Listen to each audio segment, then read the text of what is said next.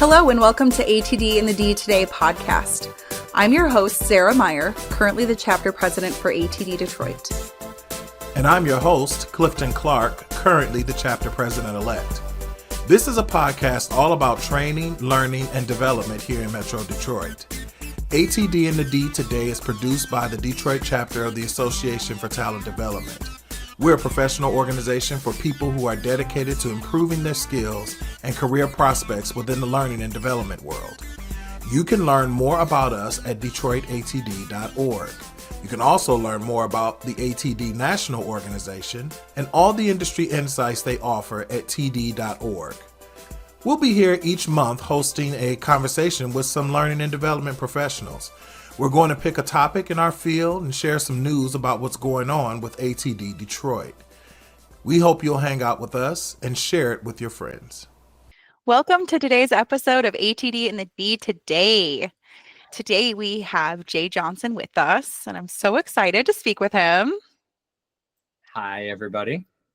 We spoke last year about this topic he introduced at the West Michigan SHRM Conference, the 5 reasons why training is failing. And ever since then, it has been stuck in my head. Right. That one stirred up a lot of conversations. I think we hit a nerve because so many companies are pouring time and money into training that, just doesn't stick. Yeah, I'm seeing that there's a lot of shifts in the industry with things going on. People are pouring money into training that's not working. So I'm really excited to open up this conversation. Yeah, it's not just about checking a box anymore. If your training isn't actually changing behavior or driving results, then I think we kind of feel like, what's the point, Yeah. So today we'll be speaking with Jay about the 5 reasons training is failing. And we'll be interjecting with our own opinions from me as an instructional designer. And me as a facilitator. I'm so excited to see how this conversation shapes up. Before we dive in, though, Jay, introduce yourself, please. Yeah, thank you for having me. And thanks to the ATD Detroit for putting this podcast on for everybody. My name is Jay Johnson. I am a behavioral scientist. My background is in neuroscience, psychology, and communication. I work with organizations to help them essentially improve their talent development and their behavioral change. So I really love this stuff and doing a lot of research in this space to kind of come to this conclusion of, wow, we really need to shift the way that we think about training. Awesome. Thank you so much. I'm so excited. Let's dive in. What is the first reason? So it was interesting when I did the talk in West Michigan. I actually did a survey poll before 176 participants, and not a single one of them actually identified this as one of the potential reasons that the training's not sticking. And it's called trainer bias. Not a single person. Not one. Okay. So trainer bias, and this is based on some of the work that was done by Dr. Paul Lawrence and Dr. Nitin Noria of Harvard University. They looked at the core biological drives of each of us as human beings. So this is really tapping into some of the behavioral science. And interestingly enough, we developed an assessment that measures out these 4 core biological drives. One of the drives happens to be the drive to learn, that interest in new and novel and curiosity and innovation and exploration. And interestingly enough, across our data sets, we've got more than 40,000 data sets.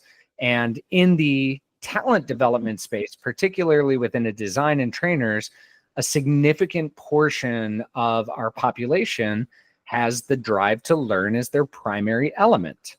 Makes sense.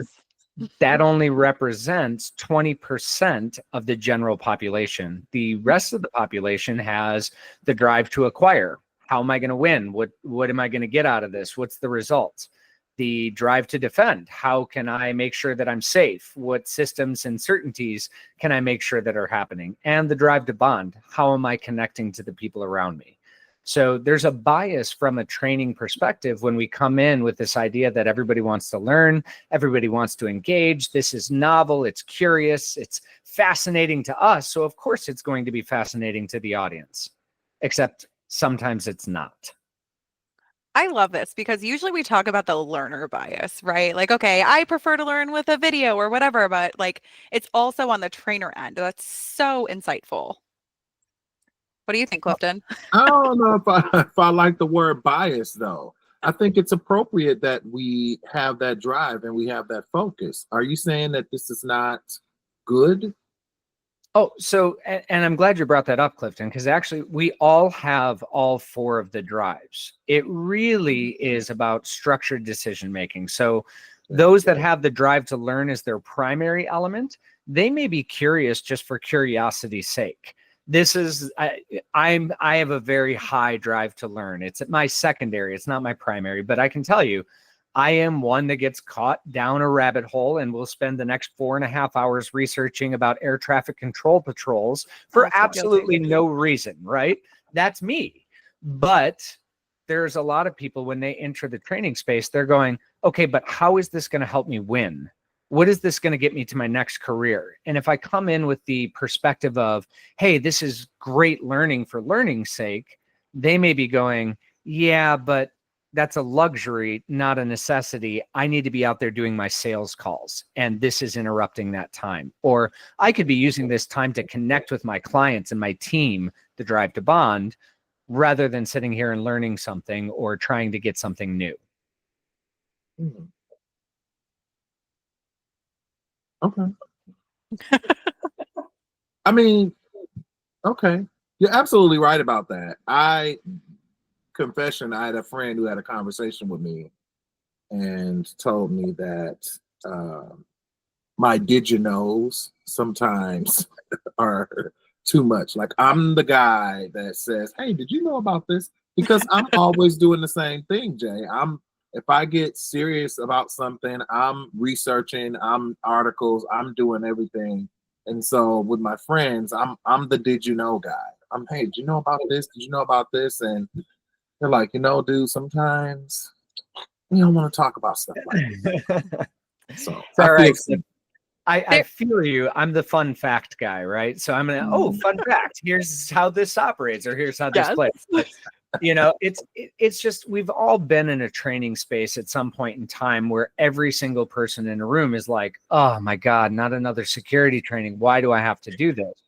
Well, in reality, they're prioritizing something else above whatever that training is. And if you're the trainer and you're like, all right, I'm going to bring in games and exploration and fun to this, that may not necessarily land with that participant. That's our own bias because we are interested and because we do find these facts interesting or fun, or did you know something that is really kind of meaningful to us? But others may not necessarily always have that same approach. So the trainers tend to show much higher drive to learn. And the result of this is, and the best way to approach this is to be balanced, is to really consider in a training, how can I make sure that I can demonstrate the why of how this is going to help you win? How can I demonstrate how this is going to create connection? How can I demonstrate how this is going to create safety or opportunity for you to manage uncertainty? And also be a really cool exploration into curiosity and innovation. Yeah, I think that's huge. Yeah. I was thinking about earlier today, I was rewatching, I cut up a lot of videos for work and I was cutting up a leadership kind of meeting today. And she requested that all of the audience have their camera on if they were able to, because she said, I like watching my little bobblehead audience. I keep them up on my screen so I can make sure people are really understanding. I think that's just another one of those moments where we have to remember, like, make sure you're watching the audience if you can. From my perspective, it's a little harder as an instructional designer, but like watching the audience or getting the feedback that you can so that you know how it is landing and you're not just waiting till after the presentation's over to be like, oh, it didn't land well. Oh no. Fun fact. Ready? Fun fact. Here you go. This is for you. Actually, there's some interesting studies that are going on in the behavioral science world about having your camera on and learning capacities, that it increases the impact of cognitive load. Yes, for sure. Trade-off. Yeah. There is a trade-off. That's a very good point too. Obviously, if you learn better, don't do that. But if you can and you enjoy it, it could be beneficial. But as a facilitator, I like to see the bobbleheads too, because that I tells me that they're know. laughing at my jokes, which is the most important thing for me in a training. Very vital. Yeah. All right. What's the next one? I'm ready. Oh, well, the next one is one that I call it the dreaded, because it is kind of dreaded, but it's the forgetting curve. And we all know how this works. We go to a conference, we are motivated, we're inspired, we're given all of these new ideas, these tactics, these techniques. We get back to the office on Monday with all of the energy in the world to execute. And what happens? We find the mound of pile on our desk, and we don't get to our notes, and we don't get to implement right away. Well, the forgetting curve from a learning capacity tells us that within 2 days, we've lost probably about 70% of the information that we just gained. And then in addition to that, in 2 weeks, we've probably lost over 90%, because it's not been actually committed to our long-term memory. It's only been sitting in the short-term memory or the working memory stages, because we haven't necessarily engaged in a number of the things that we're learning. So the forgetting curve is a huge reason why talent development right now is struggling. And you are the answer to that problem, behavior scientist. Tell us, what do we do? Actually, I heard somebody frame it better than even I did today, one of my behavioral elements guides. She said, I like the see it, do it, teach it approach. Yeah. And this is actually something that I really appreciate, because this is one of the things when we are, and we'll get to this as another reason in and of itself later, but when we give people information, we've got to give them time to reflect on it, to digest it, to practice it, to actually do something with it, and then give them the opportunity to teach it back, or give them the opportunity to sort of share that knowledge. It's interesting how impactful that community learning is. We all learn something. We can learn by reading something or listening to a podcast, but let me tell you, the stuff that probably sticks with you, you are so eager to reach out to a friend and talk to them about it, share it with them, tell them about it. That's actually cementing your learning. That's helping you to overcome this forgetting curve. So taking action on something, doing something with it, teaching it back, all powerful ways for us to avoid the forgetting curve. Love that. I feel really smart. I feel really smart, because my biggest pet peeve is with companies making sure that the leaders, the coaches, whoever, also either have a session themselves or sit in the training so that they can reinforce whatever it is I'm teaching when they get out. But I also, this last time talking with a client, what I suggested was exactly what you talked about. We're going to have 2 rounds of folks, because there's no way you're going to sit 55 people in one course with me. So I asked them, why don't they have the first kids that we talk to teach the second set that's going to come in with me the next week? Just give them a summary and just talk about what they learned, what they loved. And they said that they will be favorable to doing that. That way they get a little preview of what's going to happen with me, but it also gives them an opportunity to regurgitate the lessons and the things that they learned when we were going over in class. And so I was thinking about something like that. And I just said, let me try and see. And they were in favor of that. They thought it was a really good idea, that teach back method. This aligns really well with the stuff we do too. We have like the e-learning as the first step, like get your feet wet. We like to do practical questions, and we have hands-on activities where, their leaders are involved, walking them through. I love like the multiple steps and making sure like you're not just getting the learning once. Like it doesn't end today. Here's another day, another chance to practice, and then another chance to practice. Okay, are we getting there? We have a whole 3-month-long orientation approach we're rolling out shortly, basically making sure that orientation is not just a week and then goodbye, best of luck. Kick you in the pants on the way out and say, Yeah, exactly. hope you get up to speed in the next 90 days and make your value proposition worthwhile. Right. I think it's really valuable though, because I think so often orientation programs are like, okay, let's get in and out. We don't want to, waste all the budget money on training, but I think like that can be really impactful the first 90 days. Yeah, absolutely. And Clifton, I really love that approach. There's actually some really interesting science in the dementia field.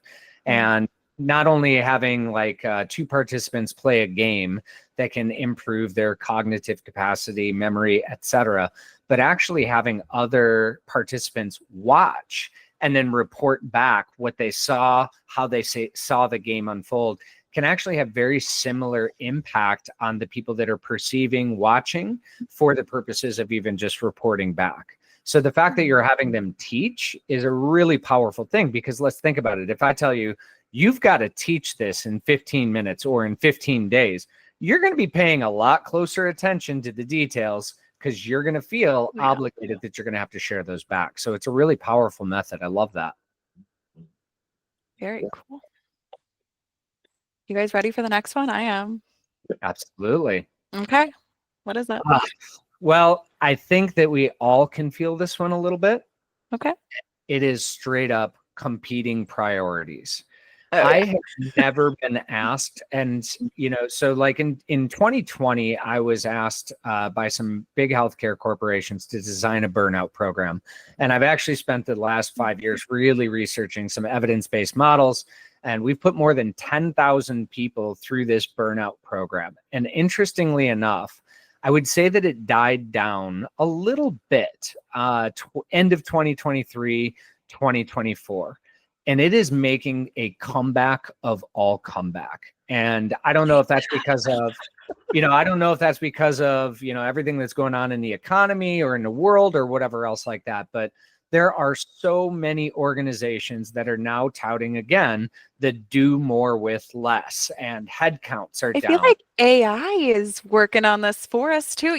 I love AI. I will always say, I think it's great for us. I think it's going to improve things. But there's also that caveat of like a leader saying, well, can you do it faster with AI? Can you do it faster? Can you do it faster? And you're like, well, to some extent, yes, but it still has to be looked at and reviewed. And, there's all these competing factors in general, but then you add in that new AI fancy tool and people say, well, it should be done immediately, right? Well, and on top of that, now you're expecting everybody to learn all the different aspects and applications of the tool. And the tool is fantastic, but it's not perfect, just like you said. So you've now got a second job of becoming an AI master in addition to a master of content or whatever else. But people are busy. They have competing priorities. And in so many cases, and this is where I love what you both said at the very beginning, is when training doesn't have an impact, or I'm not able to see the impact, training's a luxury, not a necessity. Yeah. Now, if you're in the learning space, we all know and respect and feel, no, training is essential. Talent development, when done coaching, correctly. learning. Yeah, exactly. So, but you get a lot of people that are now walking into these trainings that are begrudging it, because it's like, oh, great, leadership is giving us this well-being training, and at the same time, they are sticking us with, X, Y, and Z responsibilities, and they've taken our budget and they've done this.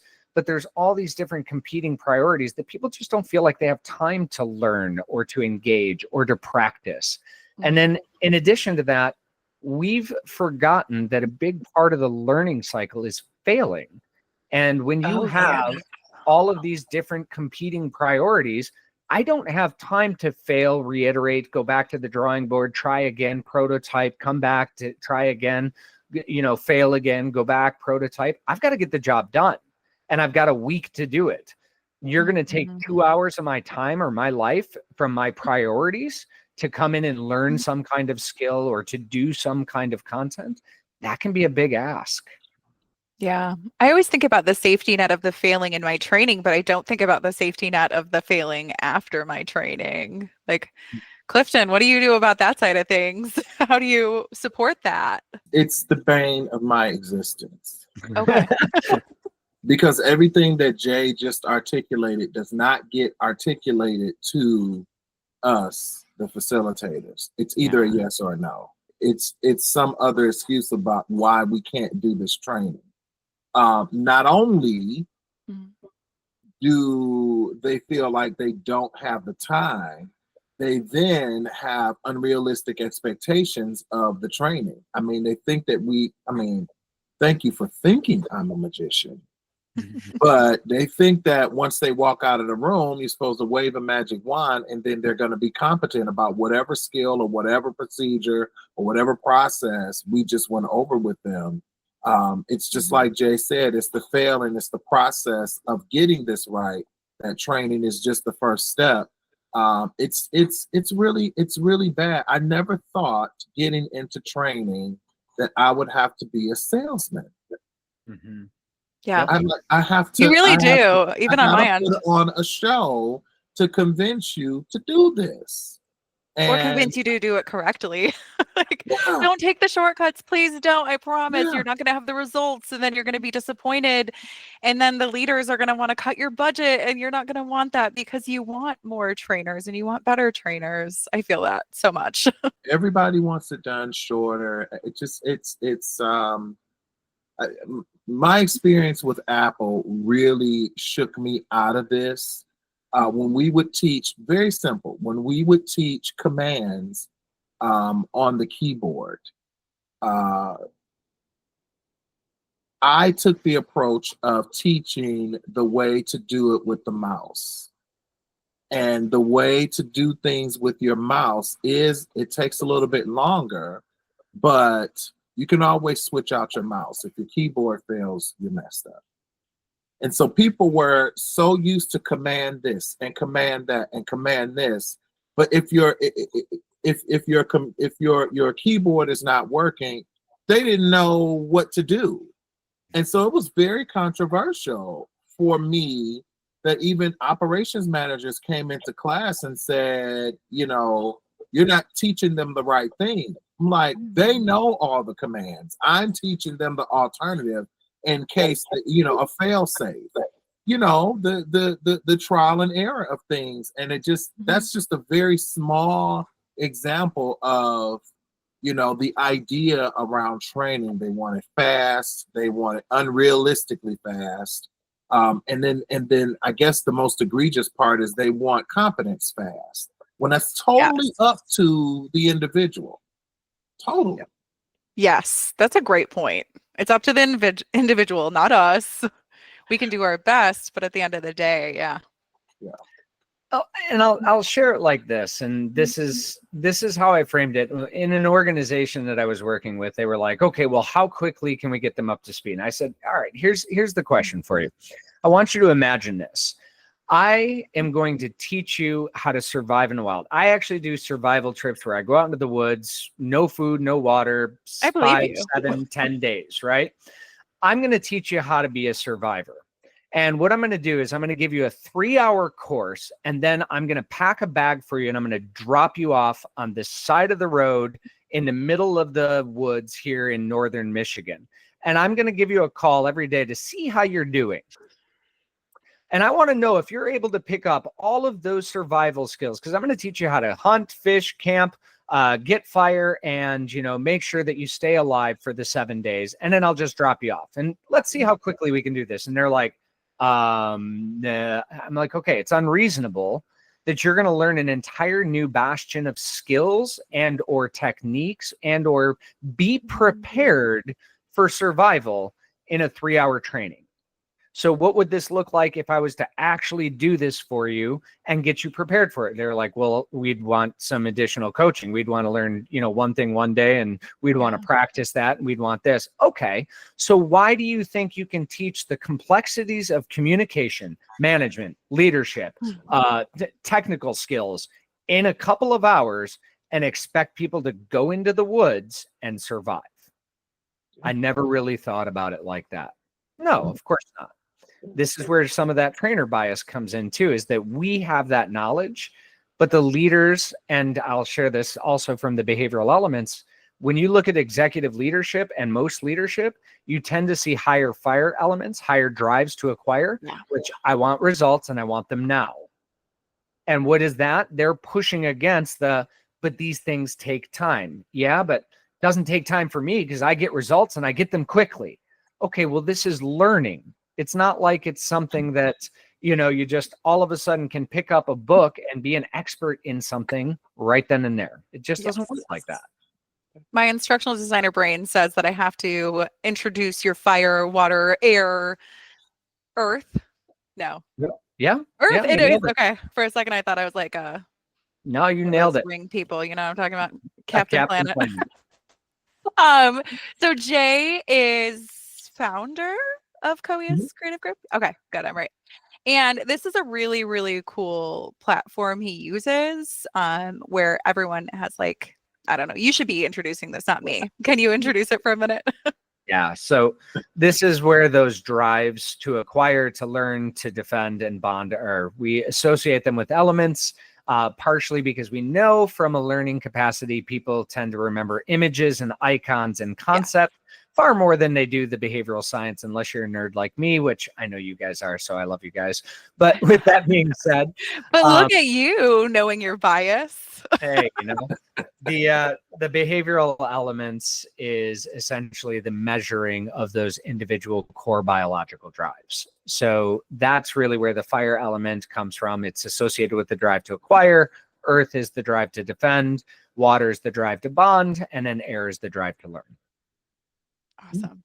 Thanks for that intro. Of course. So yeah, competing priorities. People are busy.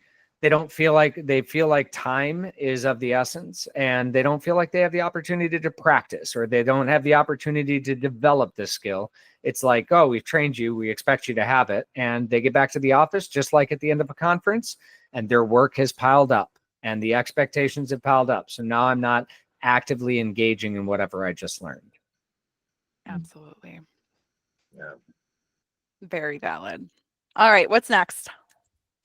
Well, it kind of goes alongside of this, and this is information overload because, well, we don't have time to spend 8 weeks getting you up to speed. So instead, I'm going to give you 8 weeks of content in 8 hours or in 2 hours and see if you can master it. And, I equate it to it's trying to get people to drink from a fire hose, and ultimately all they do is end up going home wet.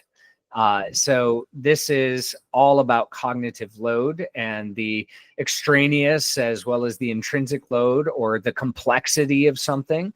Quite frankly, we need to teach to that sort of like micro skill. If somebody was going to teach me basketball, they might teach me footwork first. Then they might teach me how to handle a ball or dribble. Then they might teach me how to bend my knees and take a jump shot. And I'm going to have to practice each of those things in between before I could put the sequence together. But the way that training is occurring right now, because we are under time constraints and pressure, is essentially like, here's the game of basketball, now go out and do it. And it doesn't work like that. So I have to ask, what are your thoughts on 8-hour training days and a 40-hour orientation week? If you are doing 8-hour training days, it better be designed in a way where you are giving maybe potentially 30 minutes of content, a 10-minute time to reflect and engage on it, a 10-minute break, and then a 10-minute opportunity for them to come back and have a conversation about what they just learned. If you're not executing in that way, if it's straight 8 hours of lecture, you will have people glossy by the 50-minute mark, and that will pretty much be the end of retention. So we know from neuroscience that our brain is very capable of like absorbing a lot of information, but it needs time to reflect. It needs time to engage, practice. So depending on how the design is really where that comes down. So, and I know you know that, Sarah, as a designer. Yeah. But I'm just curious, thinking from the facilitator perspective, like, I'm sure, Clifton, you've probably been in those moments, like, oof. This is my strength. This is my strength because, of course, I've been in corporate, and all we have are 8-hour 8-hour, Yeah. 5 days a week, sometimes 30-day new hire training. Mhm. But what I have done over the years is, just like Jay said, I give breaks every 10 minutes. So at 9:50, 10:50, 11:50, Mhm. and then I assign someone in the class, and I told them, because I can get on a roll, so you need to stop me. And they think I'm playing somewhere around 9, 10 o'clock, but in the afternoon they have it. Mhm. It's 49 after. I'm like, wait a minute, 50, give me another minute, you know. So I keep them engaged that way. I have them watch the clock, and I'm always, always, always about discussion. I know my audience. I know what their situations are, and a lot of times, if it's leadership, pretty much we're gonna talk about our leaders that we have Mhm. versus the team that we manage. That always happens. So I liken a lot of the leadership lessons back to whomever they're reporting to, and they are instantly engaged. They're instantly engaged, and I always do a check just to see if I'm doing this correctly when we come back from the break between 2 and 3, because we're back from lunch and then we got back into it. From the break between 2 and 3, when we come back, I always ask, how do you guys feel? You ready to go home? And then a lot of people look up and they're like, oh, well, yeah, the day's almost over, but it didn't feel like it. And that's because we keep them engaged. We talk about stuff that's relevant to them, and they talk. It's not just me. So I'll give the lesson, and then I'll say those famous words, what do you think? How Mhm. does that work where you are? And it's a conversational format. And I get that. I was just going over some of my evaluations the other night, trying to update my website. And repeatedly, we get very engaging. Time flew by. And those are things that I had to develop over time, because in these jobs, that's what they want you to do. They're only since the Yeah. pandemic have we gotten into 4-hour days and Yep. and 1 hour quick sessions. Before the pandemic, your training was a marathon, and I would always tell them, bring a water bottle and a towel. We're gonna be we're gonna be here. And but after the pandemic, I think companies responded to people needing to get in and out. And that was a change for us, as well as going online, but it was a change for us and it was all surrounding information overload. Yeah. Still giving what we need, but not making people feel like it's so much. Yes. And so, yeah, I created put all those elements in, things that I took from different places. Apple was the one with the 10 minutes, because I'd been doing 15-minute in the morning and 15-minute in the afternoon. And you're right, Jay. It's like they're glossed over by 10 o'clock. Oh, yeah. We just got started. Even as someone who loves learning, like I have ADHD. And so for me to be physically sitting in a chair for that long while being talked at feels like a prison. And so even if I love the conversation, like I love learning, I have that drive to learn, but even if I love it, it's just like it feels long. I think you have to realize that it's going to feel long, and letting people get up and move their bodies helps. Yeah, that Yeah. 10-minute break, that 10 minutes every hour, it really, really helps. So one of the things that I found to be really helpful when I have like long weeks, long days, is also changing the venue. So, for Yes. example, Huge. I was doing some work with Ford at one point in time with some of their actually training and talent development team, and we scheduled it where we had one room where we were doing some facilitation. Then we went over to the Henry Ford, and we actually did some learning while we were in the Innovation Center. Then we had a different breakout over there. Then we came back to the different Innovation Center. Now, a lot of people would look and go, well, all that travel time, the 15 minutes of walk in between these different places. No, that was huge. That getting the body moving, the reflection time, the conversations that were occurring in between. Like if it's designed well, 8 hours, it sounds to me like Clifton kind of nailed it. And when it comes down to, you're creating the space for people to get a little content, absorb it, evaluate it, discuss it, talk about how it impacts them, think about how it's going to implement and what it's going to mean for them. Those are all the kind of key aspects. So there's a number of ways that you can essentially hide the vegetables, venue changes, discussion, microbursts, all of those different things can really help for rather than an 8-hour slog of sitting there and looking at PowerPoint death.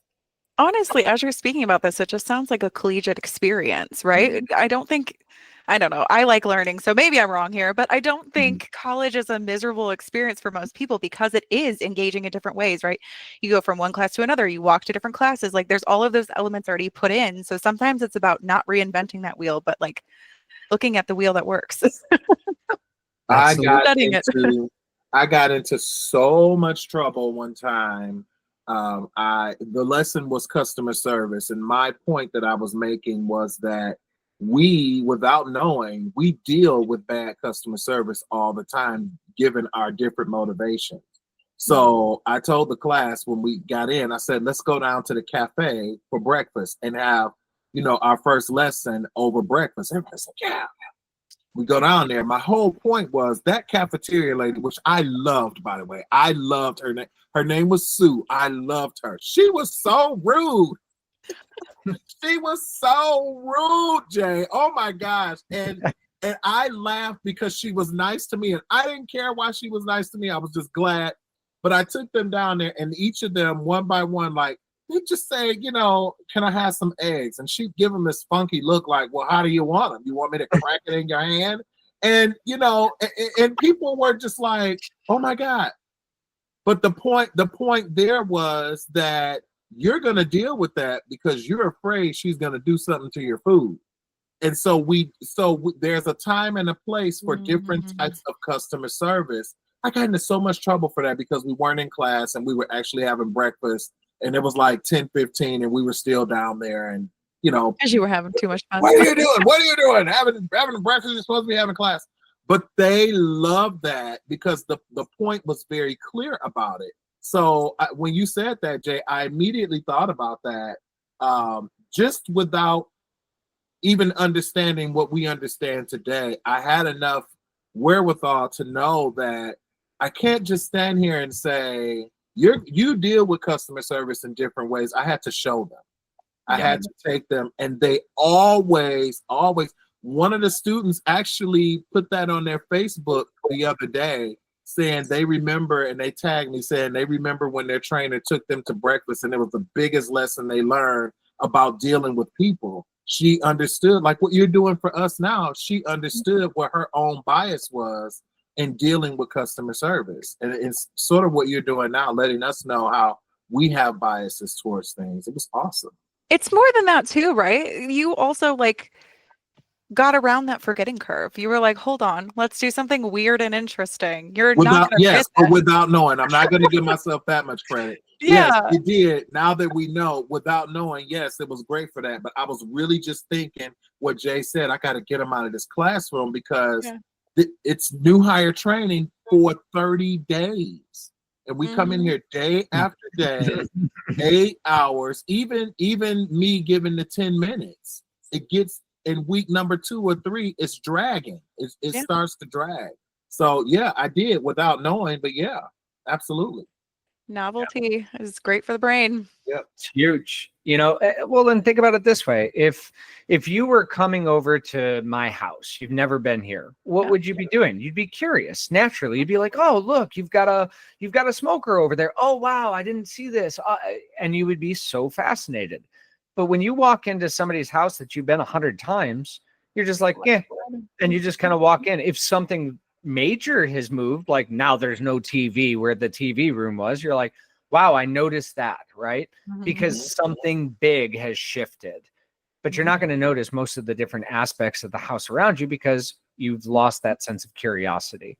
Absolutely. And that can happen when we get stuck in the same space, and we can just kind of feel that overload happening. Yeah, great. Smart. Yeah. All right, what's our last one? This one's the big one, and this one's the hard one. It is misaligned business objectives. And I think in some cases, this is one of those areas where we as trainers, as facilitators, as coaches, as designers, we often get pigeonholed, especially if we're not stepping up against this. We get pigeonholed into order takers rather than actually strategic partners. And I stole that language from Jess Elmley, one of my colleagues in L&D. She's amazing. But she literally is on a crusade to shift, order taker to strategic business partner. And what this means is we have leadership that comes in and says, we need a training on communication. And the trainer then goes, do we? And the leader says, just get it done, or I need it done by next week, or whatever else. And the trainer may be sitting there and going, I don't think communication's our issue. I think it's more of our incentives program, or it's more of this, or it's more of that. But we're not given the time to actually do some of the research or to interview or to find out what is the actual root cause of the problem that we're being asked to solve. So a leader looks at it and intuition, gut, impulsive decision-making says, we need a conflict resolution training. Yeah, okay. What is it about the situation that you're in that tells you that a conflict resolution training is needed? And asking those types of questions, because what is the leader trying to do is trying to solve a business issue. So when we're coming in and just delivering a training that we've been told, it doesn't mean that it's actually addressing the issue that's creating the condition. So you do the training, then the leader goes, why didn't your training work? And now in your brain, you're sitting there and going, because I told you this isn't what we needed, but we're not pushing back. We're not getting a voice at the table to really say, listen, I've got my finger on the pulse. I'm talking to employees. I'm engaging with them. I'm interviewing them. Conflict resolution's not what we need. What we need is a stress management training, because people are stressed out. Or maybe we need something of like a verbal de-escalation or a customer service interaction training, not the communications training. Because I can come in and talk to you all day about sender-receiver model. That's not going to solve the problem. You know what I mean? And sometimes, at least in the e-learning world, it's not even that crazy. Like the analysis stage, sometimes it's like, okay, you need a job aid, not a training. Like, I think it's just important to remember there's all sorts of options, right? Sometimes we need to go to the cafeteria. Sometimes we need a job aid. Like, just looking at the situation and being given that analysis time is huge. Yeah. But when you're in a rush, it doesn't happen. And also time afterwards to figure out, what are we trying to shift, right? Like if you think of even therapy, an intervention is designed to shift behavior. Just because we know something doesn't mean that we're actually going to do something. We probably all know, and I make this joke, we probably all know that we should eat whole foods every meal, and we should get 7.5 hours of sleep every night, and we should drink water and no alcohol, and we should go to all of our preventative appointments. And if I find the first person in the world that does all of those things every single time, I'll be shocked. Just because we know something doesn't mean that we're going to act on it. And business objectives require action. They need shifting and movement. So when we put an intervention in, we've got to be able to know, is this intervention actually leading to some kind of behavioral change? And does that behavioral change impact the organizational bottom line, the mission, the vision, the strategic objectives? Otherwise, the leader comes back and says, your training failed, and now I'm cutting your budget or your department or whatever it is. Or you. Yeah, exactly. Exactly. Yeah. Last hour, we learned something from the winner of our Top Trainer Throwdown last year. Jay, you won 2 years ago. I was actually a long time ago now. It was 2017 and 2019. I remember the 2019 because you had a novel thing. So then this was 2 years ago. The gentleman, and Jay, you were in this one. The gentleman, was it Jeff? Oh, the memory, if I recall. I feel like it was Jeff. He's I think engaging. it might have been that. Are you thinking Kupia? I don't know how to pronounce his name. Sorry, Jeff. maybe it was Jeff Kupia, but it wasn't. But I'm not talking about him. The winner. Okay. The winner introduced reboarding. Do you remember that, Sarah? Reboarding? Yes, he was a human resource expert. Oh, who had worked like in not in the onboarding, army. but like doing it again later. Reboarding. Vaguely, So, yeah. So reboarding, which was bringing your team back into orientation just for a couple of hours and seeing how what we're doing aligns with our business objectives. And I have been on that crusade ever since. Smart. And because it's natural, people don't think to do it, but it's natural. You lose your way. You have a job, you hire a person. First of all, job descriptions are created with the business objectives in mind, what you want this position to accomplish. But then once they get in a position, maybe they're talented in another area. And so managers doing what leaders do, they say, okay, well, we'll let you do that and I'll bring someone else to do this other part. Well, the reboarding exposes that and says, given our business objectives, this position is supposed to do this, but this person just told us they're only doing 3 things off of this job description now, and it forces people to either reclassify them or move them to an area to keep aligned with the business objectives. For me, being a newly on my own business owner, I have a bias now because I'm going to take the order because I want the business. I'm not going to fight so much. When I was in corporate, I'm fighting. I'm letting you know, no, this is not what we need. And I'm going to fight to the end. But now it's a little bit of both, right? I inject a little bit of both because I'm going to do what you say. You're the boss, you're paying, but I don't want them to leave out of here saying this was totally useless. So I do a little bit of both. I tell maybe they need this kind of thing, and they say no, they need this. But I still weave in some of the things. I have the final say. I'm creating it, and so I weave in some of the final elements as well. Just because I know better that this particular lesson needs to be aligned with your overall mission. And when I bring it up, they're like, yeah. They think that that's what they're doing. And it's like, no, you're not, but okay. I'll just do my thing over here. That's what I've turned into.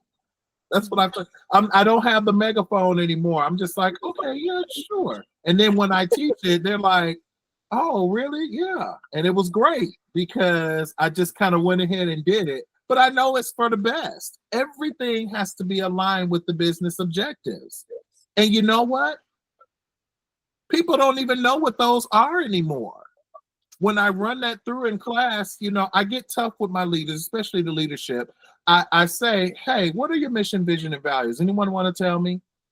The best of them have to start looking it up. The others are just like, they're clearly not in training and haven't memorized it. Right. Every week. Right.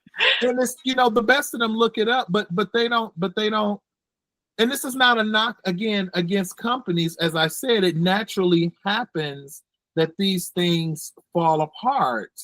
But we have to come back to it, like you're saying, Jay. We have to come back to it when we're teaching so that we're in alignment, because we get out of alignment so easily. The place that I worked with, Guardian Alarm, they were great at that. We had an HR assistant who left, who was doing the employee engagement activities. I'm great at project planning and events, and I took that over. Well, when they decided that they weren't going to restaff that position, they came to me and said, hey, you're great at this. You want to take this on? And I'm like, sure, I love planning stuff and spending your money and ordering food. and so, but they reclassified me. I was no longer a training coordinator. Now I was an employee engagement and training specialist, and they gave me money. So they did the right thing. Most companies don't do that. They just say, okay, now Clifton, you're doing this and you're helping us out.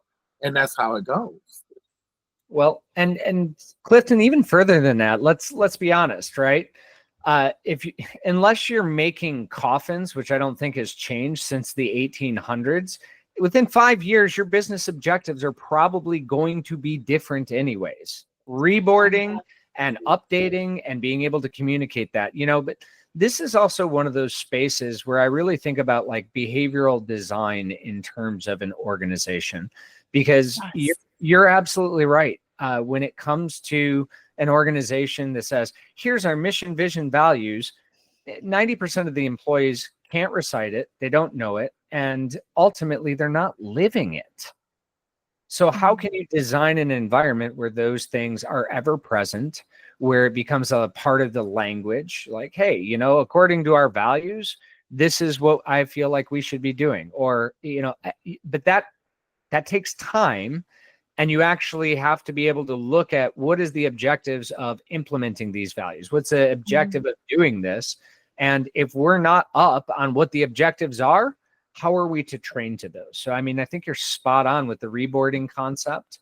And I definitely empathize with the, sometimes it is balance, right? We do have to sometimes take the orders, and we can slip the vegetables in with whatever the Definitely doing that.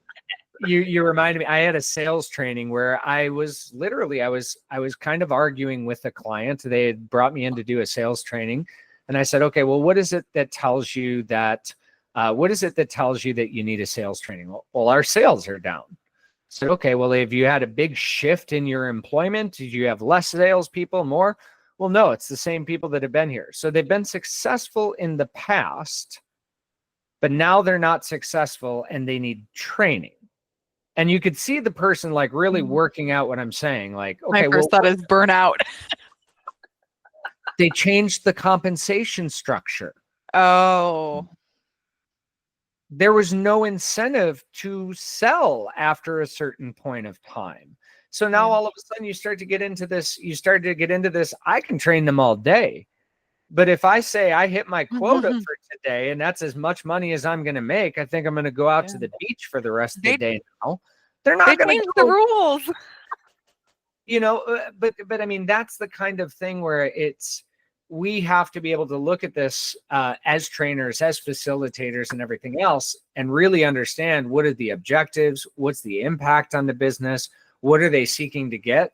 And, from an order taker perspective, being able to at least have some of the conversation of saying, hey, listen,